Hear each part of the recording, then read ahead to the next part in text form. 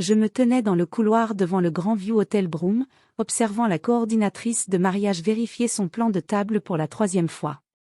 Le mariage de ma sœur Jessica allait commencer dans 30 minutes, et apparemment, ma table posait problème. Je suis vraiment désolée, dit la coordinatrice sans me regarder. Il y a eu du changement. Vous n'êtes plus à la table 6. Où est-ce que je suis placée? Elle hésita.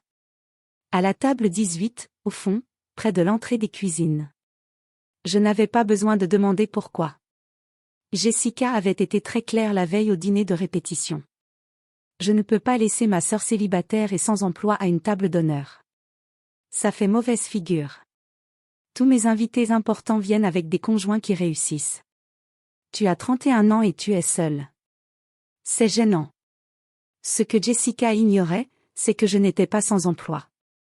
J'avais quitté mon poste au département d'État 6 mois auparavant pour être recrutée comme chargée de liaison diplomatique principale auprès du Conseil de sécurité nationale du président. Ce poste exigeait une discrétion absolue. J'avais signé des accords de confidentialité qui faisaient passer les habilitations de sécurité pour une simple formalité. Je coordonnais les relations avec des dignitaires étrangers, gérais des relations internationales sensibles et informais les principaux conseillers du président sur les questions de sécurité mondiale. J'avais dîné à la Maison-Blanche 4 fois en 2 mois, mais je ne pouvais rien dire à personne avant l'annonce publique de ma nomination le mois suivant. Jessica Saul a quitté mon travail et ma vie de célibataire, me considérant comme un raté. Pendant 6 mois, elle n'a cessé de commenter ma situation et de me répéter que je devais me reprendre en main. Notre mère s'y était mise aussi, craignant que je ne gâche mon potentiel. Aucun d'eux ne m'avait demandé ce que je faisais réellement. La table 18e convient, ai-je dit à l'organisatrice. La cérémonie était magnifique. Jessica était resplendissante en épousant Dylan, dont la famille possédait des hôtels de luxe. J'étais assis au dernier rang, derrière un pilier qui me masquait partiellement la vue. Jessica avait également attribué les places pour la cérémonie, s'assurant ainsi que les personnes importantes aient la meilleure vue. La réception a commencé par un cocktail dans le jardin. J'ai siroté du champagne et bavardé avec des cousins éloignés. Jessica se frayait un chemin à travers la foule, s'arrêtant pour bavarder avec chaque invité important, m'ignorant ostensiblement. Charlotte, la mère de Dylan, m'a trouvée près du buffet. Vous devez être Nathalie, la sœur de Jessica. Je suis vraiment désolée pour votre situation professionnelle. Jessica m'a dit que vous aviez des difficultés. Si vous avez besoin de références pour des postes administratifs, la chaîne hôtelière de Dylan recrute toujours du personnel de réception. C'est gentil à vous, ai-je répondu d'un ton neutre. Ce doit être difficile d'être célibataire et sans emploi à votre âge, mais ne perdez pas espoir.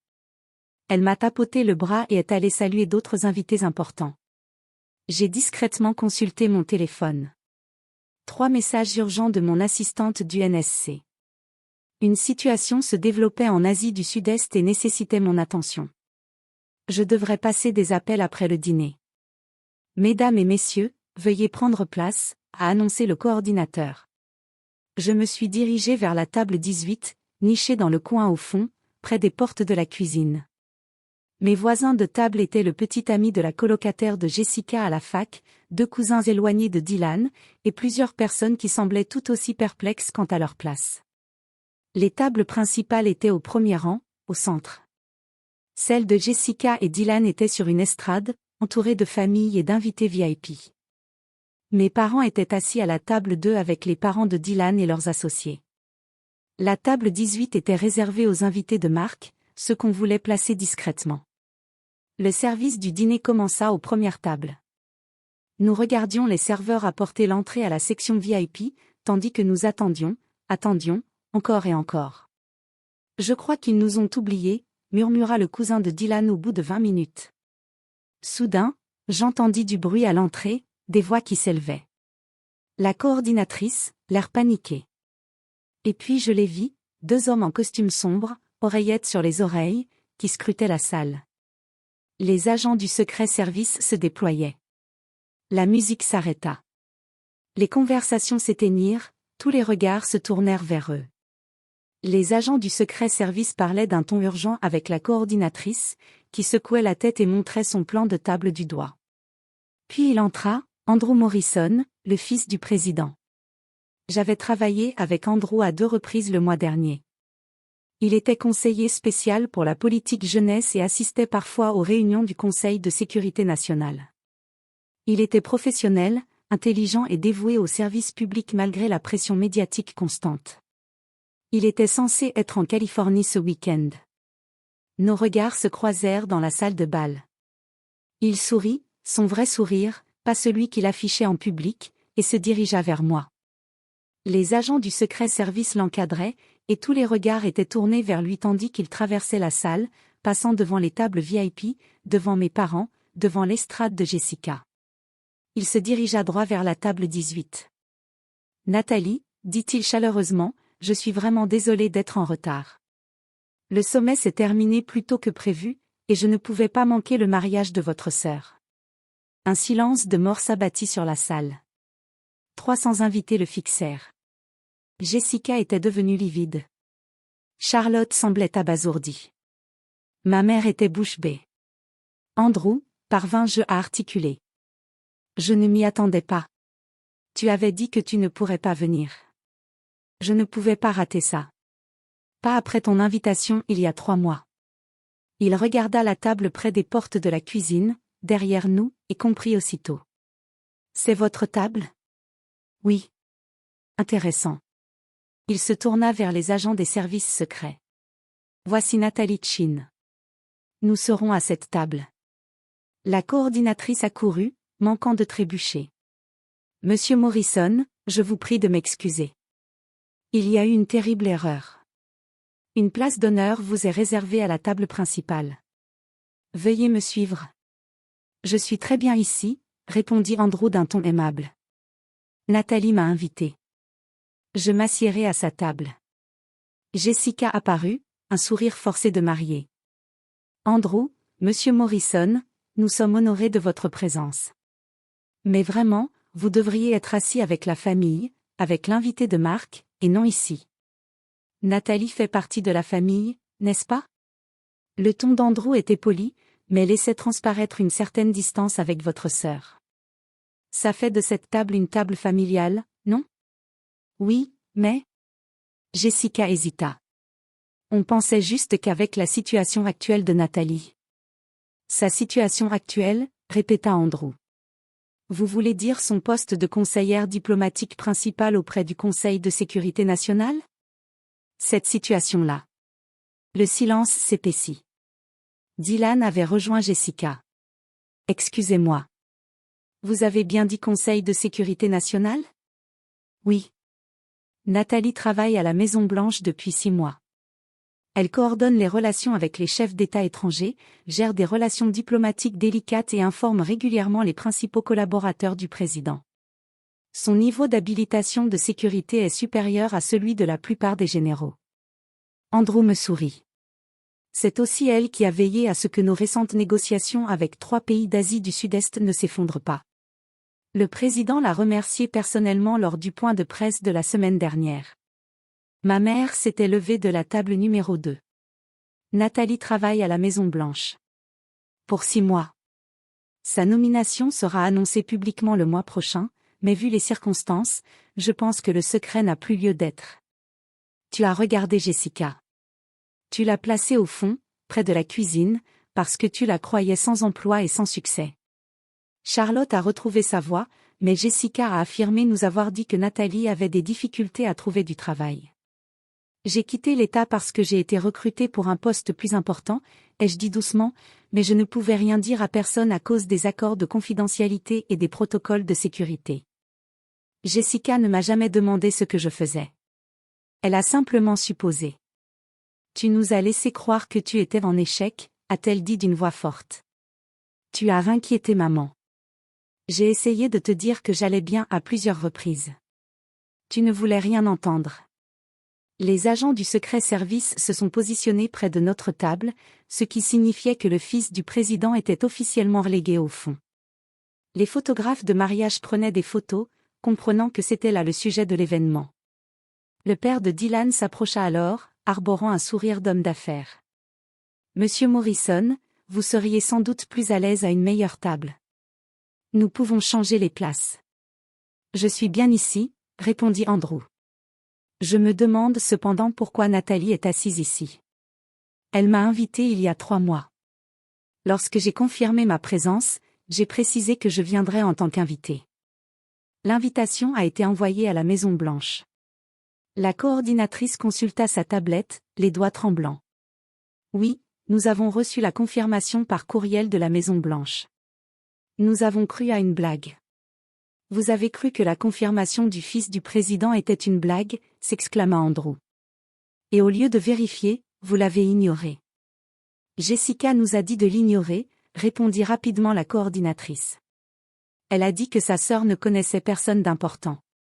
Tous les regards se tournèrent vers Jessica. Je ne pensais pas. Comment ça, Jessica? Vous ne pensiez pas que votre sœur, sans emploi, puisse connaître le fils du président, conclut Andrew. Alors, quand son bureau a confirmé sa présence, tu as balayé l'invitation d'un revers de main au lieu de te demander si tu ne connaissais pas tout de sa vie. Ma mère s'était approchée. Nathalie, ma chérie, pourquoi ne nous l'as-tu pas dit? J'ai essayé, maman. Le mois dernier, j'ai parlé de négociations internationales. Tu m'as dit d'arrêter de rêvasser et de trouver un vrai travail à Noël. J'ai dit que je faisais des briefings à de hauts fonctionnaires. Tu m'as demandé si je parlais du responsable de mon lieu de travail, mais de la Maison-Blanche. J'ai signé des accords de confidentialité juridiquement contraignants. Je ne pouvais pas parler de mon travail avant que ma nomination ne soit annoncée publiquement.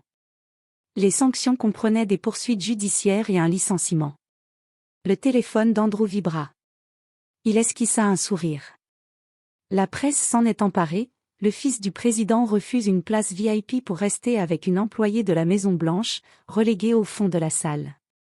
C'est en train de faire le buzz. Jessica semblait sur le point de pleurer son mariage parfait, son plan de table stratégique, tout cela éclipsé par sa sœur qu'elle avait cachée au fond. Le service de presse de la Maison-Blanche demande une déclaration, poursuivit Andrew. Ils veulent confirmer votre rendez-vous au plus tôt. Cela vous convient-il, Nathalie? J'ai acquiescé. Alors c'est officiel. Le poste de Nathalie Chen en tant que chargée de liaison diplomatique principale auprès du Conseil de sécurité nationale est désormais public. Il a regardé Jessica. Félicitations pour votre mariage. Je suis sûre qu'il restera gravé dans les mémoires. Le dîner est finalement arrivé à notre table en premier, car les services secrets avaient informé le traiteur qu'il fallait servir le fils du président immédiatement. Nous avons mangé tandis que le reste de la salle de bal chuchotait et nous dévisageait. Charlotte s'est approchée de nouveau, son attitude condescendante précédente ayant fait place à une énergie de réseautage acharné. Nathalie, j'espère qu'il n'y a pas de rancune. Nous pourrions peut-être discuter d'opportunités. Les hôtels de Dylan font des affaires à l'international, et avoir des contacts à la Maison-Blanche. Je n'utilise pas ma position pour faciliter des affaires privées, ai-je dit. Ce serait contraire à l'éthique. Elle s'est retirée, dépitée. Le reste de la réception était surréaliste. Les invités qui m'avaient ignoré pendant le cocktail voulaient maintenant me parler. Jessica et Dylan coupèrent leur gâteau avec des sourires forcés tandis que les photographes immortalisaient le fils du président à la table 18. Mon père me prit à part pendant la danse. Je suis désolée, Nat, de ne pas avoir cru en toi, de ne pas t'avoir posé de meilleures questions. Ta mère et moi sommes fiers de toi. On aurait dû te le dire il y a 6 mois. Jessica s'approcha alors que la réception touchait à sa fin, le maquillage maculé de larmes. Tu as gâché mon mariage. Je n'y suis pour rien, Jess. Tu m'as placé au fond, tu as supposé que je n'avais pas réussi, et tu as ignoré ma réponse à la Maison-Blanche parce que tu ne pouvais pas imaginer que je puisse connaître des gens importants. Ce sont tes suppositions qui ont gâché ton mariage, pas moi. Tu aurais pu me le dire avant aujourd'hui. J'ai essayé. Tu ne voulais rien entendre, et légalement, je n'avais pas le droit de te donner de détails. Andrew et moi sommes partis avant la cérémonie de départ. Les agents du secret service nous ont fait sortir par une porte dérobée tandis que les photographes nous bombardaient de questions. Je suis désolée pour ce cirque médiatique, dis-je dans la voiture. Ce n'est pas de ta faute. Les gens comme ta sœur doivent comprendre que le succès ne se manifeste pas toujours comme on l'imagine, qu'une personne œuvrant discrètement dans la fonction publique peut être plus importante que toutes ses relations réunies. L'histoire a fait la une des journaux pendant 3 jours. J'ai donné une interview officielle pour expliquer que le service public exige souvent discrétion et sacrifice, notamment celui de laisser sa famille mal interpréter ses choix. Une semaine plus tard, Jessica m'a envoyé un SMS, « Je suis désolée. J'aurais dû mieux te connaître. » Je n'ai pas répondu. Certaines relations mettent du temps à se réparer. Ma nomination officielle a été annoncée le mois suivant. La cérémonie a réuni de hauts fonctionnaires, des ambassadeurs étrangers et mes parents, qui ont enfin compris ce que j'avais construit. Dans les cercles politiques, l'expression « tableau 18 » est devenue synonyme de sous-estimer quelqu'un sur les apparences.